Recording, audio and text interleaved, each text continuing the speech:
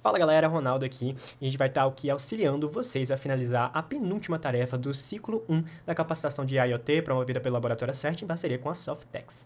Então, vamos lá dar uma olhadinha aqui na parte de IoT. O sensor, né, o elemento eletrônico que irá nos assombrar hoje é o HC-SR04. Ele é um sensor ultrassônico, ele vai medir distância baseado em ondas sonoras. Mas antes da gente chegar lá, vamos lá dar uma olhadinha no ESP-DF, que é o que a gente vem usando esse tempo todo, e a gente ainda não parou para ver o que é. Eu queria que vocês dessem uma olhada geral e entendessem de onde vem todos aqueles códigos que a gente usa, principalmente na parte de configuração de PIO e tudo mais. Bem, aqui a gente vai ter isso aqui tudo. Várias pastas, várias documentações, várias pessoas colaborando aqui. Vocês podem ver que é 917 pessoas, então é bastante gente. E o que é que significa IDF? Significa IoT Development Framework, ou seja, um conjunto de códigos de software reutilizável que entra lá no mais baixo nível do microcontrolador ESP32, que está lá na plaquinha de desenvolvimento, que a gente conhece como o ESP, mas na verdade ele é o microcontrolador que está na plaquinha. Então a gente vai lá, entra e esses códigos aqui eles nos mostram como controlar todas as funções. Isso aqui é uma forma bem profissional de fazer. Então, talvez tenha que exigir um pouco de estudo até chegar lá efetivamente, tá? Então, aqui a gente vai ter esse conjunto de softwares reutilizáveis e que controlam registradores, clock, suporte de FreeRTOS. E para que serve isso tudo? Bem, pra gente, nesse momento, serve para alguém vir, pegar isso aqui e colocar no componente e fazer com que a gente use o componente. Basicamente isso. Então, aqui a gente tem o SPDF-lib, esse sitezinho bem simpático aqui, onde a gente consegue ver, como vocês estão vendo aqui, ó, I2C Master Tree, sei lá, alguém que pegou esses códigos aqui e trouxe para uma realidade mais legível para quem está começando agora. E uma prova disso é a biblioteca aqui do ultrassônico. Então, esse carinha aqui que fez essa biblioteca aqui, esse conjunto de códigos que a gente vai utilizar para utilizar o sensor, ele pegou isso aqui, abstraiu, falou, não, vou só usar isso aqui, e trouxe, e a gente consegue agora usar o ultrassônico, o HC-SR04. Então, a gente vai ter aqui a definição de todas as funções que controlam esse ultrassônico, tá certo? Então, desde dos códigos de erro até a inicialização, a medição crua da distância, a medição em metros, em centímetros, e tudo isso a gente vai utilizar aqui na nossa tarefa de hoje. Então, vem comigo que a gente vai começar a explicação. Então, galera, nada melhor do que começar a explicação aqui da tarefa de hoje com o componente que vamos utilizar, né? O componente que vai nos assombrar hoje, que é o HC, né? O CR04. E aí a gente vai estar dando uma explicada do que é esse sensor, o que é ultrassônico, né? Então, para começo de conversa, o que é um sensor? É um componente, um sistema eletrônico ali que vai receber informações do mundo real e trazer para a gente de forma computacional, de forma elétrica, né? E aí, o componente que a gente vai estar utilizando é o ultrassônico. Ele vai medir distâncias baseado em ondas sonoras. Então, para começar, caso você tenha curiosidade de como funciona esse objeto que estamos manipulando agora, vamos começar com o transceptor. A gente vai ter 3 grandes CIs aqui, né? Responsáveis pelo funcionamento do ultrassônico. Então, vamos explicar cada um deles. O resto são componentes de filtragem, de imposição à corrente e tudo mais, né? Resistores e capacitores. Então vamos lá dar uma olhadinha aqui no transceptor. Esse transceptor, ele vai ser responsável por enviar até rajadas de, acho que se não me engano, 8 ondas sonoras, por exemplo, e receber essas ondas sonoras e trazer essa informação elétrica para o nosso microcontrolador, que também está presente aqui no sensor ultrassônico. Não confundir esse microcontrolador com o ESP32, né? O ESP32 é o microcontrolador que está dentro da plaquinha que a gente chama ESP, né? Que é a plaquinha de desenvolvimento. Mas aqui a gente também tem um microcontrolador só para o sensor. E sim, muitas coisas na nossa vida possuem microcontroladores próprios, tá? Eu poderia ficar aqui a noite toda falando de exemplos disso, tá? Mas quase tudo tem um microcontrolador, inclusive nosso próprio celular, por exemplo, enfim. Já que a gente já tem um componente aqui para enviar e receber ondas sonoras, vamos trazer essa informação para o microcontrolador. Ele vai gerir todo o sistema, né? E vai receber essas informações, vai interpretar elas e vai jogar para os pinos do meio, né? E trazer essa informação para outro lugar, como o ESP32. E para finalizar aqui, o regulador de tensão, ele também possui, né? Para não fritar, enfim, esses componentes são importantes de segurança eletrônica. E aí vamos lá falar um pouco, sair da baixaria e falar um pouco mais do funcionamento. Tá, o sensor ultrassônico ele possui 2 olhinhos. Um deles se chama emissor e o outro se chama receptor. Bem, tá bem na cara do que é que eles fazem, né? O emissor vai mandar uma onda sonora. A onda sonora vai rebater em algum objeto próximo, já que a gente quer medir a distância, né? A gente tem uma distância limitada, tá? Ele não vai medir até o infinito, eu acho que acredito aqui. Se a gente for até olhar aqui no OK, olha, a gente vai dar aqui iniciar, ele vai até 4 metros, por exemplo. Então, voltando, né? Ele vai ter esses 2 olhinhos. Um olhinho vai mandar a onda sonora vai rebater no objeto e vai ser trazida de volta para ele. e ele vai ler essa onda sonora pelo outro olhinho, que é o receptor, tá? Então ele funciona assim. Lembrou muito morcegos, né? Pois é bem parecido com a ecolocalização. Então a gente vai estar mandando uma onda sonora, a onda sonora vai bater no objeto e vai ser receptada, né, pelo nosso outro olhinho, né, do ultrassônico, e vai ser calculado uma distância. Como é que é calculada essa distância? Tempo e velocidade do som, beleza? Como está descrito aqui no slide. Então, por exemplo, aqui, ó, a gente tem o olhinho aqui da direita, né, mandando essa onda sonora, a onda sonora bate no objeto e volta e é recebida pelo receptor. Ele faz o cálculo da distância e entrega aqui para essa plaquinha de prototipagem que está usando o mesmo microcontrolador do Arduino, por exemplo, tá? Então, é basicamente esse o componente que a gente vai estar utilizando hoje, beleza? Então, galera, aqui com o nosso código em mãos da tarefa de hoje, eu separei algumas partes para facilitar o entendimento. A gente pegou aqui a nossa plaquinha de ESP32, né? Então a gente foi lá na criação de arquivo, clicou em ESP-DF. Vou até mostrar para vocês para como relembrar esse processo, né? Acho que talvez seja legal. A gente foi aqui em New Project, ESP32, ESP-DF. A gente está aqui e consegue adicionar o sensor ultrassônico, tá? A gente adiciona aqui e beleza, tá pronto, tá? Mas vocês podem pegar aqui esse carinha aqui, esse arquivo aqui, e desenvolver em cima dele, que já tá aqui com a pinagem correta. Mas como é que liga, né? 5 volts no VCC, tá? Então 5 volts aqui, GND no GND. O trigger e o echo, tá? O trigger, ele vai ser responsável por emitir rajadas sonoras, de tipo ecolocalização, se a gente fosse pensar no exemplo do morcego, por exemplo. E o echo ia receber essas ondas sonoras, né? É trigger e echo, se eu não estou enganado, né? Respectivos dos olhinhos. Para começar, a gente vai ter aqui algumas bibliotecas, né? As bibliotecas do C, para usar tipo booleano, entrada e saída, já conhece. As bibliotecas do FreeRTOS, né, que é o sistema operacional. Gente, por que a gente está utilizando sistemas operacionais aqui, né, sistemas operacionais em tempo real? Deixa eu dar uma aplicação bem prática para vocês. Sistema operacional em tempo real a gente usa naquelas torres que recebem e enviam ordens para aviões que estão pousando. São aplicações que a gente precisa de uma resposta muito imediata do que está acontecendo. No mundo eletrônico, prototipagem que a gente está aqui vivenciando, a gente não precisa disso. Mas é interessante que a gente aprenda porque, enfim, é um conhecimento muito válido que sim se usa em muitas outras situações a baixo nível no próprio microcontrolador. Então vamos aprender isso, né? Vamos ver como isso funciona e que não é nada complicado. Então a gente vai ter aqui as bibliotecas para lidar com sistemas operacionais, né? Aqui algumas bibliotecas do ESP32, né? Tratamento de erros, controle de pino, né? Que é aquela GPIO, driver GPIO, funções gerais da ESP32. E as funções aqui do ultrassônico, que veio aqui, ó, do carinha que pegou a ESP-DF, trouxe pra gente, implementou funções usando registradores, clock e RTOS, trouxe pra gente, disponibilizou aqui e a gente tá aqui agora usando. Então, antes de mais nada, vamos explorar essas bibliotecas, né?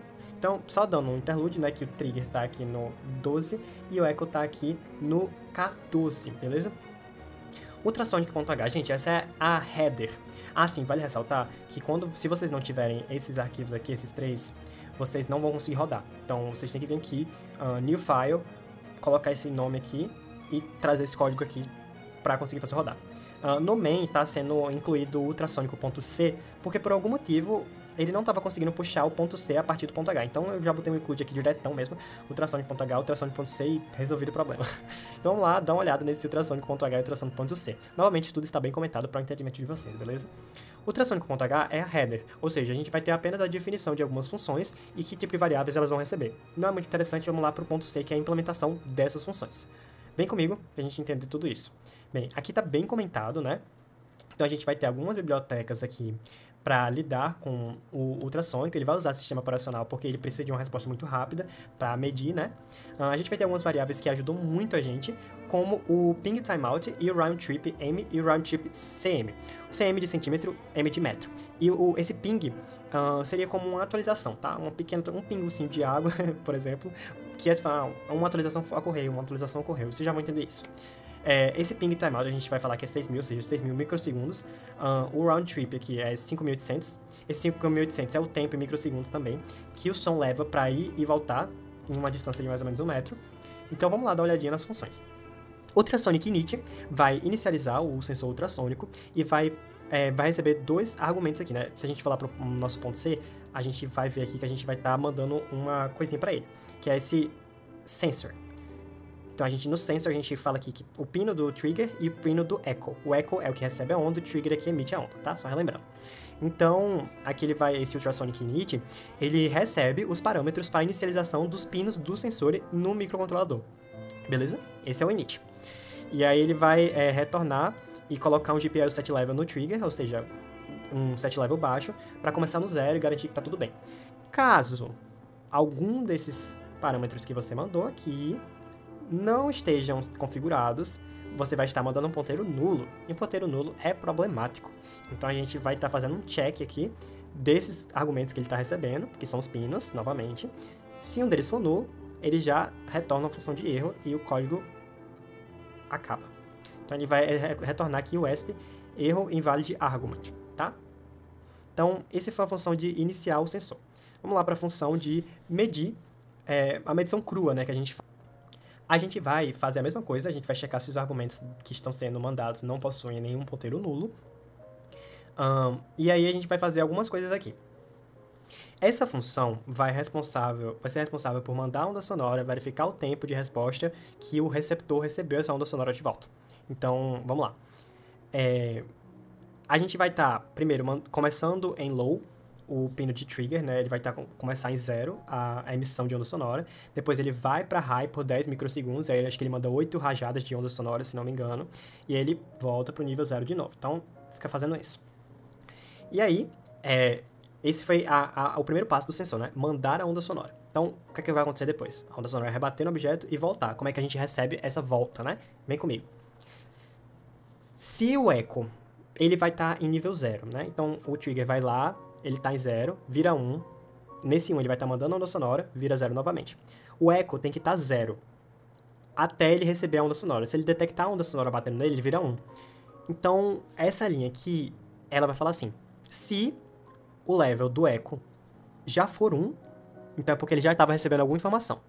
Se tiver em 0, bonitinho, o começo da atividade, como a gente estava falando, ele vai fazer o seguinte, ele vai ficar num while esperando ficar alto, a partir do momento ele fica esperando, se ele ficar esperando demais, que é esse ping timeout, que é essa tempo de atualização, né, que foi que a gente definiu como 6 microsegundos, então o trigger foi lá, ativou. Se o eco, se passar 6.000 microsegundos e o eco nada, não receber nada, então, ó, deu errado. Deu errado. E como é que a gente... o que a gente vai fazer se deu errado? Ele vai retornar aqui um código de erro, ping timeout, tá? Se vocês forem ver aqui na função, a gente já vai voltar para ela. Tá aqui como um caso de erro, ping timeout, tá? Então, o trigger mandou, o eco não recebeu. Demorou tempo demais, ele falou, não tem nada não. Tá, o trigger tá alucinando, aí o microcontrolador tá alucinando e, enfim, dá erro, vamos para a próxima. E aí... continuando, caso tenha dado tudo certo, ele não deu erro, ele recebeu a informação no tempo que a gente queria, em menos de 6 microsegundos, e a gente continua aqui avançando no código. A gente vai marcar um instante que ele recebeu essa resposta do trigger, né? Enquanto ele estiver recebendo a resposta, então quando a onda sonora estiver batendo, aí ele vai detectar a primeira. Quando ele detectar a primeira, vão continuar vindo mais, e mais, e mais, e mais. Ele vai aumentando o tempo que está sendo registrado. Olha, recebi uma onda, recebi 2, recebi 3, recebi 4. Ele lá contando, literalmente contando. E aí, quando ele terminar de contar, como é que a gente sabe que ele vai terminar de contar? Quando parar de receber. E quando para de receber, o pino, né, recebe 0. Entendeu? Então, quando ele tá recebendo lá, ele tá vindo 1. Olha, tô recebendo, e ele vai contando. 1, 2, 3, 4, 4. Eita, parei, desliguei. Se ele desligou, 0, é porque não tá vindo mais nada. Beleza? Então, gente, como eu tava explicando, enquanto o echo estiver em 1, ele tá recebendo onda sonora. E se ele for pra 0, ele para de receber onda sonora, né? Ele tá falando, olha, não tô recebendo mais nada. Isso aqui, a gente chegou nessa parte do código, porque a gente já passou pelo primeiro caso de teste, que foi se o trigger mandou e o echo nada de receber, então... Enfim, mas ele recebeu dentro dos 6 microsegundos. E ele vai ter que passar por outro caso do teste agora. Ele está sendo bastante testado, né? Vamos lá. Se o trigger mandou, ele recebeu uma onda sonora, aí tá demorando demais para vir outra, aí ele... Opa! Significa que o objeto está muito distante. Eu não funciono, a partir de 4 metros para cima eu não funciono mais. E não consigo realizar isso. E aí ele vai dar echo timeout, né? Excedeu o tempo limite do echo, beleza? Então vai ser outro caso teste aí, além do primeiro, né? Que o trigger mandou, ele não tá recebendo. Esse aqui, no caso, o trigger mandou, ele recebeu talvez 1, mas tá demorando demais, então o objeto talvez esteja distante. E aí, se ele passar nesse novo teste, ele vai calcular o tempo, né? Que foi de um ponto a outro, né? Da primeira medição até a última. A primeira foi o primeiro momento que ele ficou high, e a última foi o momento que ele ficou low, né? Então, me enrolei um pouco agora. Mas vamos lá. ele vai registrar esse tempo em microsegundos, e aí, como eu falei, toda vez que ele está lendo aqui, ele marca o primeiro ponto, e a partir do momento que ele começa a ler, ele está atualizando essa variável timer. Então, ele vai estar lá contando, olha, recebi 1, 2, 3, mais ou menos assim, tá? Então, essa foi a função de medição crua do ultrassônico. Vamos lá pro measure, né, que não é a medição crua, mas é a medição mais user-friendly, né, mais próxima da nossa realidade. Basicamente, ele vai chamar essa outra função que a gente acabou de explicar. Então, aqui, Ultrasonic Measure Raw, que é a medição crua, e vai fazer apenas uma conversão para microsegundos, baseado aqui no round trip m. O round trip m é essa variável que a gente deu o valor de 5.800, que é o tempo em microsegundos que leva para o som ir e voltar em 1 metro. Então, ele faz essa conversão aqui para a gente ter uma variável em metro, né? E aqui a mesma coisa, o measure, só que agora em centímetro. Então, percebam que nessa ultrasonic.c, que é a implementação da ultrasonic.h, a gente tem algumas variáveis de controle de tempo e é onde a gente faz a gestão do envio e do recebimento desse sinal. Então, só recapitulando bem rapidinho, o Ultrasonic Init vai... todas as funções, primeiramente, vão verificar se os parâmetros para elas estão corretos, se não são ponteiros nulos, porque se for ponteiro nulo vai dar problema. E aí, todas elas vão ter esse check arg do parâmetro que está sendo passado. E aí, o init vai configurar os pinos do ultrassônico. O measure how, né, que vai ser a medição crua, vai verificar erros, no caso, o trigger, que é o que manda a onda sonora, passou o tempo, mandou a onda e o eco não recebeu, ou ele mandou e o eco está recebendo uma perdida, outra perdida, ou seja, o objeto está distante. Então, ele vai fazer essa tratativa de erros. Se der tudo certo, ele vai... o trigger mandou, o eco recebeu dentro de 6 microsegundos, ele vai contar quantas vezes ele recebeu, né? E vai transformar isso para microsegundos. Depois a gente vai ter uma obtenção de uma variável em metro. Depois a gente vai ter a gente pode também ter uma obtenção da variável em centímetro, tá? Você pode escolher tanto a measure, measure cm ou a measure normal, tá? Para metro e centímetro, beleza? Então é assim que funciona o ultrassônico. Vamos lá. Então, gente, agora que a gente entende como funcionam as funções do ultrassônico, a gente consegue vir aqui para o nosso código e entender ele de uma melhor forma, né? Então, as bibliotecas aqui já estão sendo respondidas pelo comentário, vocês podem ver e dar uma analisada melhor no código com calma. E vamos lá para o código de fato. O Echo GPIO 14, ele está aqui no 14, né? O Echo é justamente o olhinho responsável por receber o sinal. O Trigger, que está no GPIO 12, que vai ser o olhinho responsável por mandar o sinal. A distância máxima em centímetros, que é 400, né? 400 centímetros, como vocês estão vendo aqui. Que é uma alimentação do próprio sensor, tá? E vamos lá para o ultrassônico teste, tá? Ele vai fazer um teste que nosso sensor está funcionando. Então, vamos com calma. Primeiro, uma variável para armazenar a distância medida, chamada distance. Essa estrutura aqui, esse struct, que vai mandar os pinos do sensor ultrassônico. Então, ele vai dizer que o ponto trigger pin é o trigger GPIO, que a gente definiu aqui como 12. E o echo pin é o echo GPIO, que é o pino 14, tá? Então, basicamente, um struct para mandar esse pino para a função ultrasonic init, que a gente deu uma olhada, que é justamente a função que recebe e configura recebe os números dos pinos e configura o sensor na ESP32. E aqui ele fica nesse while true para verificar erros, e se não acontecer nenhum erro, ele vai lá e imprime a distância. Então, ó, ele vai pegar essa resposta que vem da função medição do ultrassônico, né, que é a medição em metros. Se tudo for ok, então, quando tudo é ok, ele retorna essa variável chamada ESP, esse valor chamado ESP ok, ele dá um print na distância já em metros, tá? Então, é o ESP ok. Mas, se caiu um daqueles casos de erro, que a gente já explicou aqui, ele vai, ó, dependendo do erro, ele vai falar, retornou esse erro aqui, olha só, a mensagem de que deu tudo certo se chama ESP ok. A mensagem do erro 1 se chama Ultrasonic Ping, o erro 2, Ultrasonic Ping Timeout, e o 3, Ultrasonic Echo Timeout.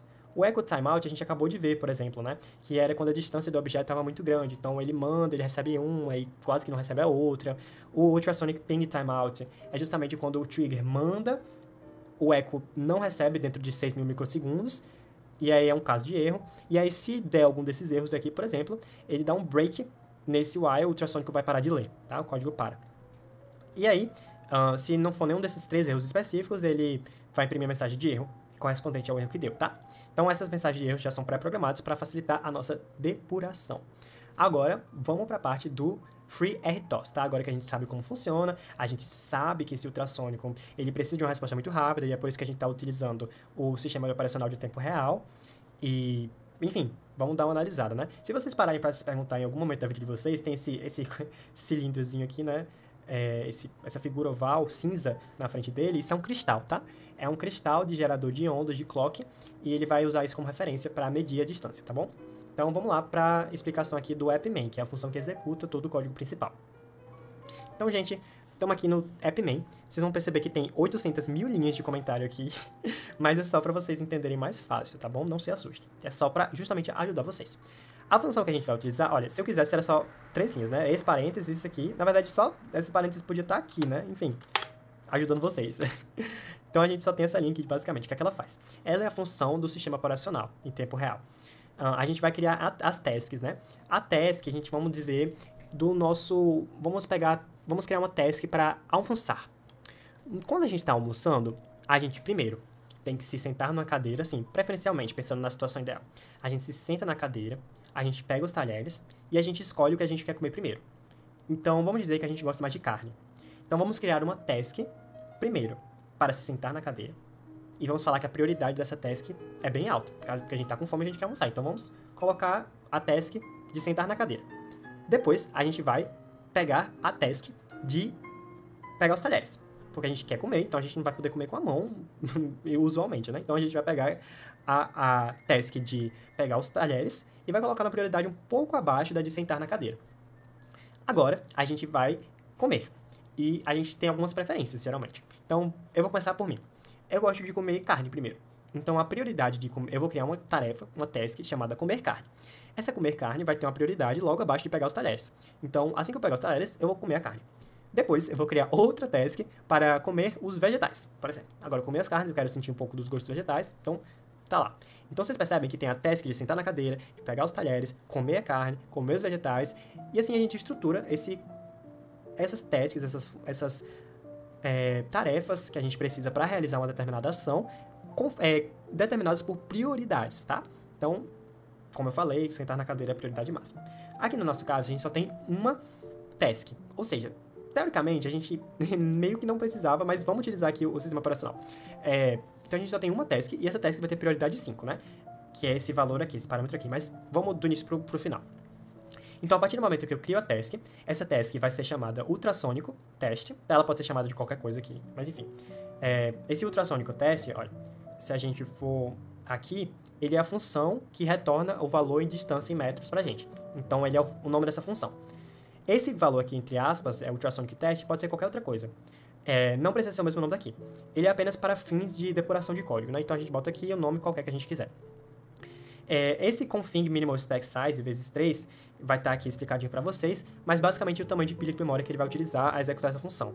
Então, não é tão importante pra gente nesse momento. Eu vou pular um pouco a explicação. A gente vai ter aqui null, 5 e null. Null, esse primeiro null, é se a gente quisesse passar algum parâmetro para a nossa task, tá? Então, enfim, é um contexto muito específico, a gente precisando passar algum parâmetro para a nossa tarefa. Por exemplo, se a gente quisesse sentar na cadeira, vamos passar a localização da cadeira primeiro. Então, a gente passaria essa localização da cadeira, e a task receberia essa localização da cadeira, e a gente executaria essa task, tá? E aí, enfim, aqui não foi necessário. O 5 é a prioridade da task. Vamos pensar na situação do almoço. Sentar na cadeira é prioridade 5. Pegar os talheres é prioridade 4. Comer a carne, prioridade 3. Comer os vegetais, prioridade 2.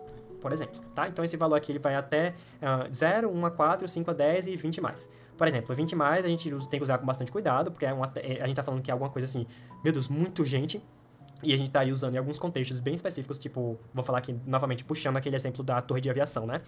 O controle de superfície de voos, né? A aquisição de sensores de altitude. Então, tem que ser algo muito, muito rápido, porque senão vai acontecer um acidente, tá? Na verdade, essa é a proposta do sistema operacional de tempo real, né? Para evitar acidentes, né? Então, a gente tem que ter uma resposta muito rápida, porque senão alguma coisa ruim vai acontecer. Caso contrário, não precisaria estar se usando sistema operacional. Basicamente, essa é a metodologia do FreeRTOS, né? E esse último null aqui, que é basicamente esse handle, né? É uma variável ali que a gente vai estar passando para controlar essa task, tá? Nesse caso aqui não foi necessário. Então, gente, ó, basicamente esse foi o código para fazer o sensor de ultrassônico funcionar, como vocês estão vendo ali no gráfico abaixo, que está gerando ali, ó. E ele vai receber as informações, a ESP vai receber as informações, vai printar pra gente. A gente podia estar aqui recebendo por texto também. Então, aqui, ó, 368 centímetros. Ele vai estar botando aqui com um pouquinho de erro, né? Porque, enfim, na vida real essas coisas acontecem, nada é muito perfeito. Então, a gente teria que ter filtros, balanceamentos, calibração do sensor para ter o valor exato. E vocês conseguem acompanhar tudo aqui. Beleza? Então, galera, voltemos aqui, né? Após ter percebido que estava tocando música clássica por um longo período de tempo. Mas desativamos aqui, né? Fechei o Spotify. Vamos para nossa tarefa, né? A gente vai dar start aqui, ó. Começando no LED vermelho, semáforo, né? Normal. Então, ele vai estar ali, ó, 5 segundos, depois vai pro verde. 10 segundos no verde, depois vai desligar pro amarelo, depois pro vermelho novamente, depois pro verde. Então vamos lá dar uma olhadinha. O sensor ultrassônico ele está medindo aqui a distância, ele já é plotado ali. Você pode dar um delay para aumentar essa mensagem, tá? Então toda vez que ele desliga um LED, ele avisa. Vamos esperar voltar pro verde para a gente mostrar do porquê que é um semáforo inteligente, tá? Olha, ele está no verde, ele ia passar 10 segundos e agora não vai mais. Parou os 10 segundos no meio e veio pro vermelho. Essa é uma aplicação de sistema operacional em tempo real. Então ele detectou que tem um objeto muito perto, ou seja, vai ocorrer um acidente e ele já acende o LED vermelho do semáforo e fala para todo mundo parar o trânsito, tá? Então, se ele for inferior a 1 metro, ele vai ficar nessa de vermelho para sempre. Se ele for superior, ele volta para o estado normal dele e continua a vida dele, né? Vamos dar uma olhadinha. Pronto, vocês estão vendo aí, ó. Se voltar, tá muito perto, ele volta pro vermelho, automaticamente, tá? Então ele tem que fazer essa jogada de, tipo, tá muito perto, vai pro estado emergencial do sinal. Se não tá muito perto, volta pro estado normal do semáforo, beleza? Então, vamos dar uma olhadinha no código? Então vamos lá para a explicação do código, tá? Em algumas partes dele vai estar com um comentário chamado incompleto, que é justamente para vocês tirarem comentário e completarem aquele trecho de código para fazer tudo funcionar, beleza? A gente vai ter 3 funções, a de iniciar os LEDs, então vamos lá para iniciar o LED. Vamos lá, init LEDs. Vai ter todas aquelas configurações que a gente já comentou em algumas aulas de como ligar os LEDs, e aí vai depender dos defines dele, né? Tipo, definir o LED tal no pino tal. Isso vai estar aqui, ó, por exemplo, LED red tá no GPIO número 19. E o LED amarelo e o LED verde, aí eu botei até uma interrogação aqui. Esse nome da variável você pode mudar, enfim, gente, vocês sabem como essas coisas funcionam, né? Init LEDs, tá aqui. Vai chamar essa função de iniciar os LEDs. Essa outra agora vai ser a task do ultrassônico, que a gente já comentou aqui. E essa outra vai ser a task dos control LEDs. Então vamos lá para essa função control LEDs. Essa função control LEDs vai ser um while com tempo indefinido que vai mostrar o estado atual do LED e vai ficar atualizando esse estado. Como é que isso vai funcionar? Vamos lá para o update LEDs. Essa função chamada update LEDs. A gente tem aqui uma enumeração dos estados do LED. Como é que funciona? Então, se o estado for vermelho, significa que o amarelo desligou e você vai ligar o GPIO set level, o LED vermelho. O LED amarelo 0, o LED verde 0. E agora o próximo estado vai ser o verde. Leiam dessa forma. Se fosse agora o estado verde, significa que o vermelho desligou e aí o GPIO set level teria que ser no 1. E os outros seriam 0. E se for amarelo, então o GPIO set level tem que ser no LED e 0 nos outros. Beleza? Então, vocês têm que completar aqui esse negócio. E aí, você já manda o state, que é o estado do próximo que vai acender, tá? Então, é basicamente assim que funciona. Isso é uma das implementações. Existem milhões de formas de implementar isso. Vocês escolhem a mais propícia para vocês, tá? Então, escolham aí e façam da forma como vocês quiserem. Essa foi a forma que eu fiz. Então, vamos lá para outras funções aqui do nosso código, né? A gente tem o control LEDs, que está pegando esse update LED. Então, ele vai seguir nesse semáforo normal, né? Que a gente conhece, vermelho, amarelo, verde. E, enfim... Vamos dar uma olhada agora na função ultrassônico. Então, a gente já vai fazer a tratativa se tem um objeto perto ou não, aqui mesmo dentro da função ultrassônica. Então, você pode fazer separado, enfim, faça da forma como você achar melhor. Se a distância... Então, se deu tudo certo e está naquela situação de que, tipo, ESP ok, então a variável foi ok, a distância, ele está mandando a distância, mas se essa distância for menor que 1 metro, e não tiver nenhum sinal de alerta antes, ele vai acender o LED... Vocês vão ter que ver na tarefa qual que ele vai acender, qual que ele vai desligar. Ele vai suspender a task dos LEDs, tá? Então, essa função aqui chamada vtask suspende, tá? E a vtask resume e volta a task normal. Então, tem essas 3, né? Essa de criar a ação da task, ela vai ficar rodando no appmain. Tem a de suspender uma task, no que a gente tá aqui suspendendo o semáforo. E aí depois a gente vai resumir ela, né? Vai, tipo assim, trazer ela de volta, tá? Então, a gente vai suspender porque tem um objeto muito próximo. A gente vai chamar... O state agora vai ser red, ou seja, vai cair aqui, ó. Se o state for red, ele vai acender o LED vermelho e vai ficar nele indefinitivamente até o objeto estar perto dele. E aí, se a distância... Mas se ele vê que a distância agora é maior que 1, e o alerta for 1, né, que foi o último estado registrado, ele vai falar que o alerta agora é 0, porque a distância, o objeto não está mais perto do ultrassônico, não está mais numa distância perigosa, e vai resumir, vai trazer de volta, né, a nossa função de controle de LEDs, tá? Então os LEDs vão continuar lá acendendo. Então, gente, basicamente é isso. Vocês vão ter que completar algumas partezinhas do código, tá bem tranquilo a atividade dessa semana, né?